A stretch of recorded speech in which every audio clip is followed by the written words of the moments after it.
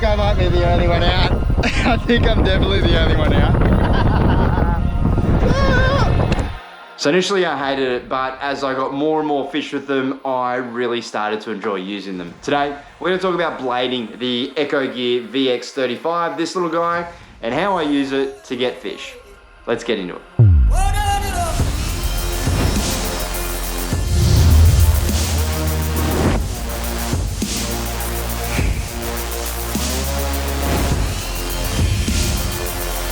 Right, episode 7 of the lure challenge. It's hard to believe that we are here, but it's the second last lure, and like I mentioned before, it's the VX35 from Ecogear. This little guy, it's in 445, which is the black. It's not my favorite color. I like the 439.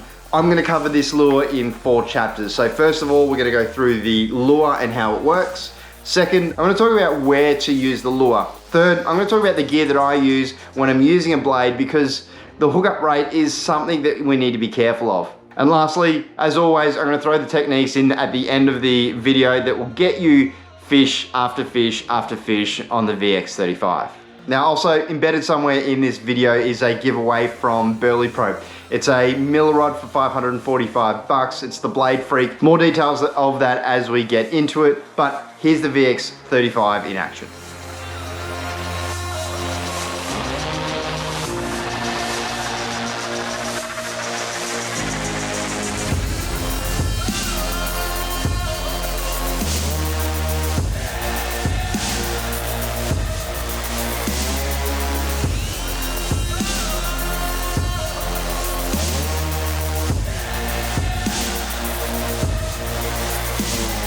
Now it's on the bottom again.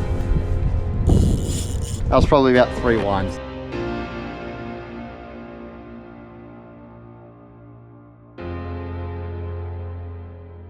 The lure itself, it's a 35 mil long piece of metal that's been crafted to create a fair bit of vibration in the water as it's retrieved through. It's VX35's got 2 numbers associated with it, so it's 35 mil long. It's also 3.5 gram.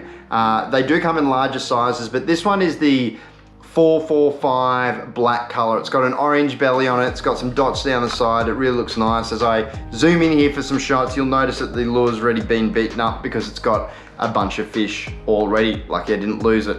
Typically on the drop, it flutters down quite nicely in the water column. It is a bit of metal, so it does sink quite quickly. Now as it's retrieved, it does vibrate quite violently in the water column to a point where you should be able to feel that within the rod. There's a little bit of white man's magic, if you like, as to why this lure works, but I like the concept that the lure itself is like a bit of a black shell or cockle, maybe even a pippy that's scooting along the bottom of a bit of sand. I've found that I've caught fish on all 3 phases of the retrieve, if you like, on this lure. So that is when it's stationary on the bottom, when it's being pulled away from the fish and it gets munted from the rear, or when it's on the drop and the fish is kind of coming down and chasing that lure. All right, so how does it attract fish? Well, it basically uses 3 out of the potential 4 ways to catch a fish. Now, by no doubt, the one that it doesn't have is a audible rattle. It doesn't have a ball bearing like you might find in a hard body or something like that, but it does have vibration and it's got it in spades. So that's the big one. The method of attraction for a blade is via vibration.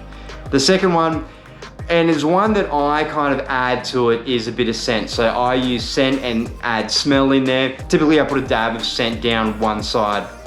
The last one that I'll mention is by visual method. Now, most blades operate kind of deep in the water column where there's not a lot of light, and I reckon that fishing companies know that. So the majority of the time you'll find some sort of UV color or pattern associated with a blade. Typically you see it on the belly. On the 445 color that we've got, you can see the dots down the side as well. The ones that I'm going to show you are a little bit worn out because I've used them a fair bit, but that's pretty much where you see them. Let's talk about where to use it.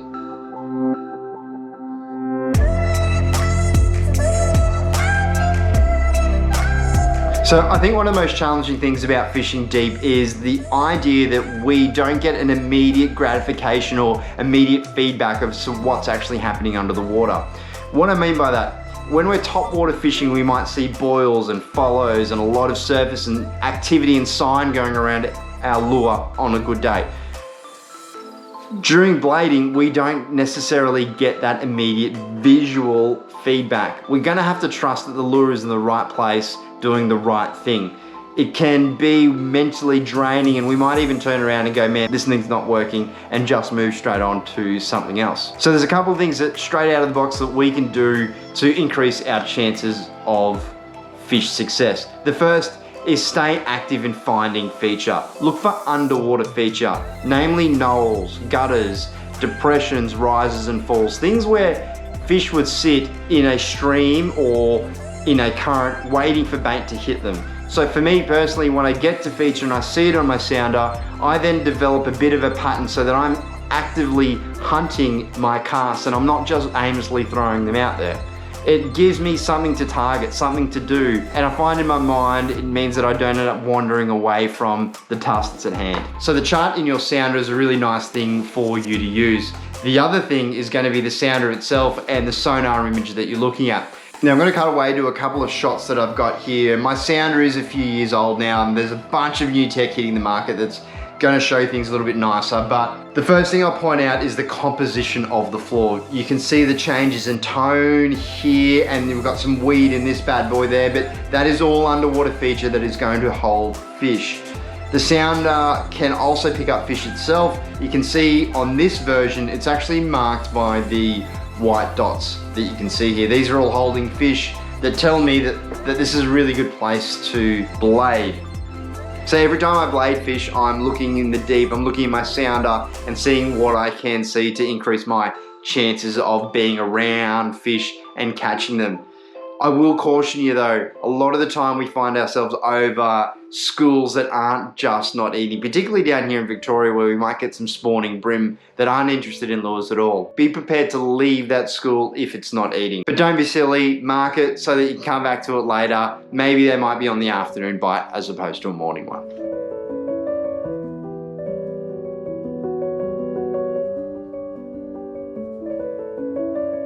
I'll talk about the rod by itself, but first we'll talk about the other stuff. I use 2 rod lengths of 4 to 6 pound fluorocarbon leader, and I FG knot that to green braid. Now it's usually 6 to 10 pound, but the green chartreuse is a really important thing for me personally, because I really like to see the line bow, and that green typically pops nicely against most water column colors. Reels, generally 1,000 to 2,500 size, depending on your depth and how much line you need. But the drags are generally off or on the looser side because the rod's going to do most of the work for me. Well, why do I think the rod is really important? Let me explain 2 different scenarios. So the first, imagine a small vibrating lure moving quite violently through the water column. It's going to have 2 small triples attached to it that are going to vibrate quite significantly as well.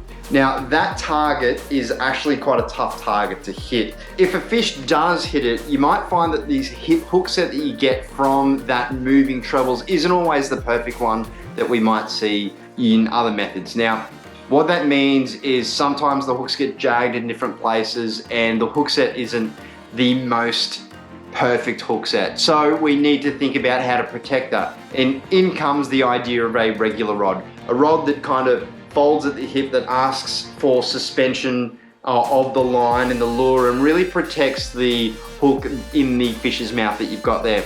That's one problem and one solution. The other problem on the other side is that when we're fishing deep, we typically have a lot of line out. There's a lot of weight on that line in the lure that's really far away from you. It means that when you move the rod a small amount, there's a lot of give in that line, and it doesn't necessarily mean action on the lure in a positive accelerated amount. It might mean that the lure moves sluggishly down the bottom and moves in a way that's not designed to move. So for that problem, we would typically be talking about something with a stiffer action that immediately imparts and moves the line and immediately means that the lure comes off the bottom with action straight away. You can see the 2 problems with the solution and the 2 problems with the solution, which means the rods have to be opposite. I'm going to talk about a rod that I really like here and the rod that we're going to give away, and it's the Miller Rod Blade Freak. It's advertised as this multi-loading rod, and I think it does that very well. Insert words of sale and all the rest of it. I'm not going to shy away from it though, but the price of this rod is quite expensive, 545 bucks. It's a specialized rod that accomplishes two things really, really nicely. All right, so I want you to know how straight this rod stays during the actual lift and retrieve.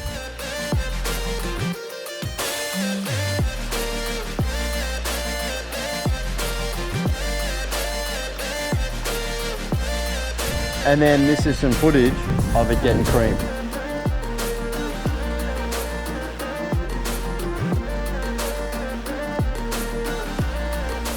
Swam up it. I thought I'd lost him. Now, check out the bend in the rod there. Oh, that's my wife calling.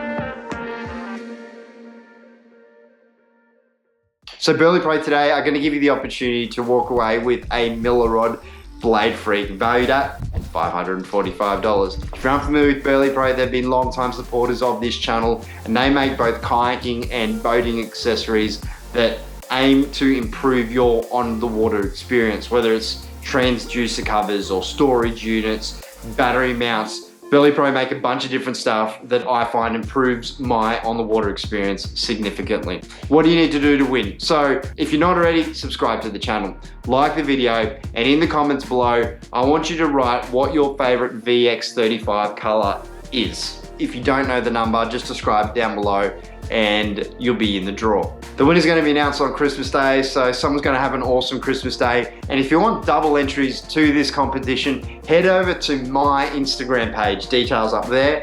Look for that post, and in that post, I want you to tag 3 friends. I'll give you double entries if you do that.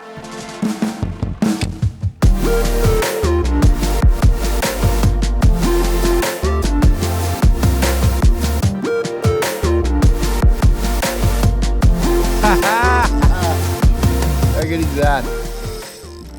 All right, so the best part about fishing deep is that it is easy and simple. And when you get onto fish, it can be fish after fish after fish after fish using the same technique over and over and over. So let me show you some stuff here.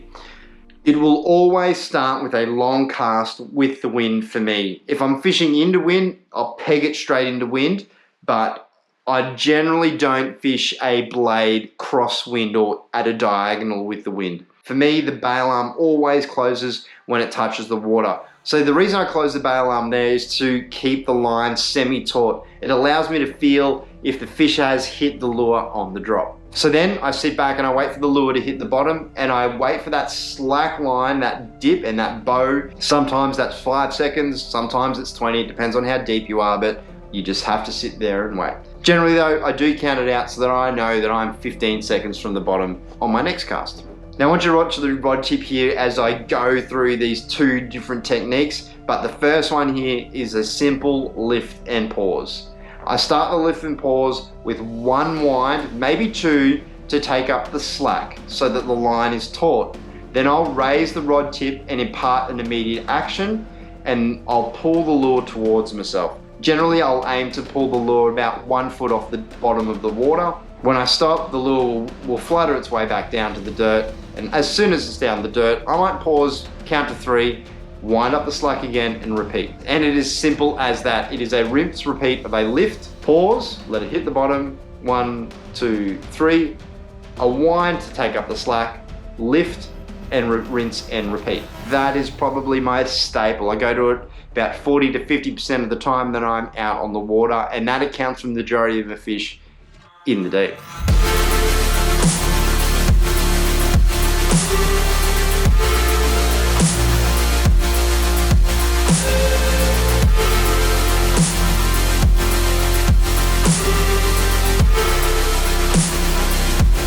The second one is a burn and stop, and it works really by announcing to all the fish in the area that I am here. It's aiming to catch the aggressive feeding fish. I burn the lure by winding it 5 or 6 times to let everything know that I'm there, and then I stop it. The lure will then float down to the bottom, and I stop it for longer on this retrieve, maybe somewhere between 5 to 10 seconds. Generally, I get hookups here or when I start to burn the lure again. Now I felt him on the touch before because it was like sticky. The line was sticky when I pulled it up off the ground initially. So that was to me like he'd had it in its mouth. The guy had it in its mouth, and then I've pulled it away from him or something. That usual tack, it feels like pulling something out of blue tack, for example, just a little bit stickiness. Pulled it away from him, and then he's gone after it again, and bang. And I reckon that happens because a fish has seen it, it chases after it. It then watches it, and then it sees it go again, and it doesn't want to lose the lure, or it doesn't want that lure, that bait, to be hit by something else. So it feels compelled and goes after it before you're able to complete that second burn. So it is a burn, stop, wait 5 to 10 seconds, burn, stop. In terms of technique, seriously, that is it. You can use it to your advantage because it's so easy. You can take and give blades to people that don't usually fish, family members that are out every now and again. And it's a really nice way for them to get some nice feedback in the line. They'll be able to feel the vibration and know that what they're doing is actually having an effect at the other end of the line. So the complexity of blading and the trickiness around it really, in my opinion, comes around selecting the place to go and looking for the underwater feature vice the actual technique itself. Adding a bit of scent on there is going to accomplish 3 out of the 4 ways to attract the fish, but it's really about finding the fish first. Use your sounder, use your charts. After that, the actual technique is quite an easy one. To recap, I do recommend you at least have a think about what type of rod you want. Next time you're out, give a soft rod a go, or maybe give a fast action rod a go, and make up your own mind on what qualities in a blade rod that you'd like. Finally, remember that Miller Rod Blade Freak giveaway. I hope you learned something on this video. Stay safe. I'll see you next time. Weather! What weather?